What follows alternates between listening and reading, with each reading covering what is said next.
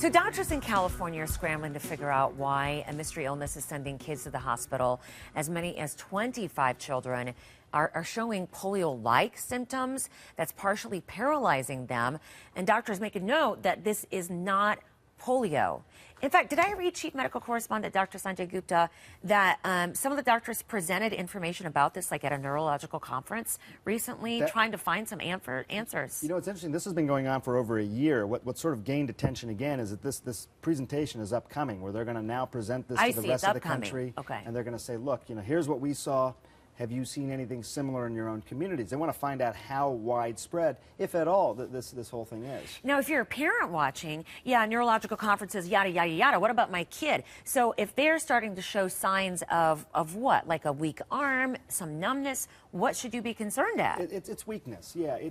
Typically it's in a single limb, so an arm or a leg or something like that. One of the mothers described her own daughter, Sophia, as 5 years old, would always reach into a toy box and then have trouble actually grasping the toys with their left hand. And the mom noticed that. The mom noticed that, and you know, it's something you just have to pay attention to as a parent. You usually will see something like that happening, but now in the context of this, again, polio-like illness, not polio, this is what doctors are saying, just be a little bit more aware. The chance of this happening, just to put some minds at ease, is very, very rare, and there's not evidence that it's contagious within families either, so it's not like we're worried that people are going to start getting this in large communities, but this is what they're trying to say at the conference. You know what I noticed was that of the 5 kids who do have it, I mean, there's 20 potential others, but of the 5 that they feel do have this, they noted that all 5 got their polio vaccine. Mm-hmm. Now, there are some who will say, I knew it. It was the vaccine, because, you know, sometimes there are like campaigns against vaccinating people. But doctors don't think that at all, do they? Yeah, I don't think people have been saying that. You know, in 2 of the 5 cases, they found another virus called enterovirus 68. You don't need to remember the name,